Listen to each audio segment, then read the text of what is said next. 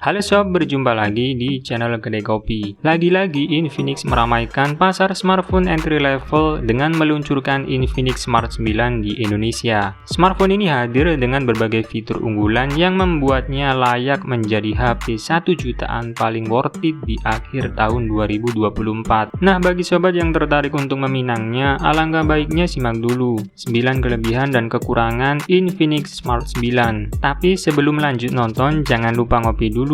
Kalau sudah, silakan like dan subscribe channel ini agar bisa berkembang dan bermanfaat bagi semua orang.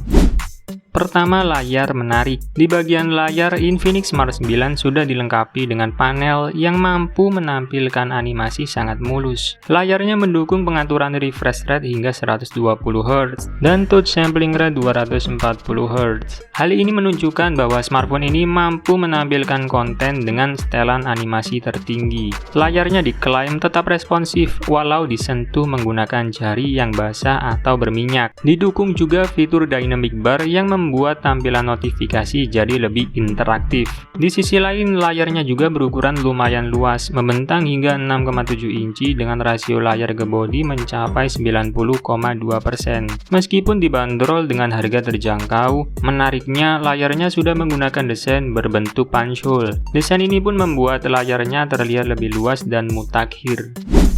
Kedua, performa gahar di kelasnya. Di sektor dapur pacu, Infinix Smart 9 sudah diotaki chipset bertenaga di kelas entry, yaitu MediaTek Helio G81 berkecepatan 2 GHz. Chipset octa-core ini sudah didukung dengan pilihan RAM 3 GB dan 4 GB untuk mendorong kinerja yang lebih stabil. Belum lagi terdapat fitur extended RAM yang bisa membuat performanya tetap terjaga walau digunakan dalam jangka waktu yang lama. Berdasarkan pengujian AnTuTu Benchmark, smartphone ini mampu menghasilkan skor di angka 200 ribuan poin. Skor AnTuTu-nya terbilang oke, maka dari itu performanya bisa diandalkan untuk melibas game-game masa kini. Game seperti Mobile Legends masih bisa dimainkan dengan cukup lancar dengan settingan grafis tinggi ultra. Selain itu, smartphone ini juga sudah dilengkapi dengan sertifikasi TUV SUD 48 Mount Fluency Rating yang menjamin performanya tetap stabil setelah digunakan selama 4 tahun. Sertifikasi ini merupakan hasil dari serangkaian uji ketat yang dilakukan pada hardware dan software. Secara keseluruhan, smartphone ini memiliki kinerja apik untuk kebutuhan gaming kasual serta pilihan terbaik untuk penggunaan jangka panjang.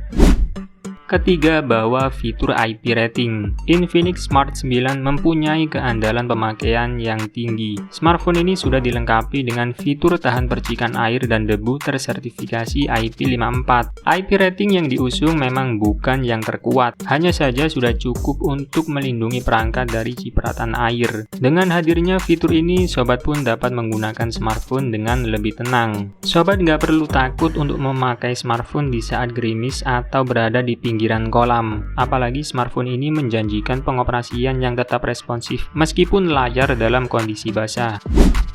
Keempat, mengusung fitur mutakhir. Meski harganya cuma sejutaan, Infinix Smart 9 sudah dilengkapi dengan berbagai fitur mutakhir. Smartphone ini sudah dilengkapi dengan sensor sidik jari di samping menyatu dengan tombol power yang membuatnya terlihat semakin modern. Fitur mutakhir lain yang ditawarkan yaitu speaker stereo ganda. Speakernya ini menjanjikan pengalaman audio yang imersif, tetapi juga keluaran suara yang lebih keras dengan pengaturan volume sampai 300%. Smartphone ini juga mempunyai slot SIM terdedikasi sehingga bisa dipasangi kartu penyimpanan eksternal. Ini mengartikan bahwa perangkat dapat menampung micro SD dan 2 kartu SIM secara bersamaan. Nah, selain kelebihan-kelebihan tadi, tentunya Infinix Smart 9 juga punya beberapa kekurangan yang mesti sobat perhatikan sebelum meminangnya. Apa saja itu?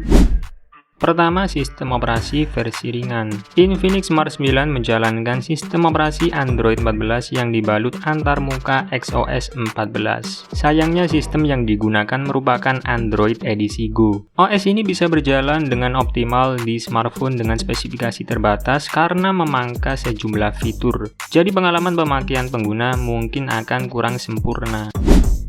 Kedua, pengecasan lambat. Cukup disayangkan Infinix Smart 9 tidak didukung dengan fitur pengisian daya cepat. Smartphone ini hanya dibekali teknologi isi daya 10 watt saja. Jika melihat bandrol harganya, kemampuan isi dayanya masih bisa dimaklumi. Namun sobat perlu menyiapkan waktu untuk mengisi baterai hingga penuh, karena membutuhkan waktu sekitar 2 jam lebih. Hal ini tentu menjadi kendala bagi sobat yang memiliki mobilitas tinggi dan butuh pengisian daya yang cepat. Ketiga, sensor kurang lengkap. Di sektor konektivitas, Infinix Smart 9 tidak memiliki fitur NFC. Padahal fitur ini makin dibutuhkan untuk memudahkan sobat melakukan transaksi digital. Sobat perlu tahu, sekarang ini ada banyak smartphone kompetitor di harga sejutaan yang sudah memiliki fitur NFC. Tak cuma itu, smartphone ini juga masih menggunakan sensor giroskop berbasis software. Oleh sebab itu, Infinix Smart 9 kemungkinan bakal kewalahan jika dipakai untuk memainkan game tembak-tembakan seperti PUBG Mobile. Keempat, resolusi layar rendah. Infinix Smart 9 memang sudah dibekali panel layar yang berkualitas, tapi sayang resolusi layarnya masih HD+, dengan tingkat kerapatan pixel yang hanya 262 ppi. Walhasil ini membuat detail dan ketajamannya tidak akan sebagus layar dengan resolusi Full HD. Dengan demikian, smartphone ini bisa dibilang kurang ideal untuk pengalaman visual saat menonton. Kelima, memori masih eMMC. Walaupun Infinix Smart 9 dibekali memori yang cukup luas, tapi sayang smartphone ini masih menggunakan memori eMMC. Memori tipe ini sudah berumur alias sudah ketinggalan. Di tahun 2024 ini ada banyak smartphone kompetitor yang sudah beralih untuk menggunakan memori UFS. Karena memori tipe ini memiliki kecepatan baca dan tulis yang lebih ngebut.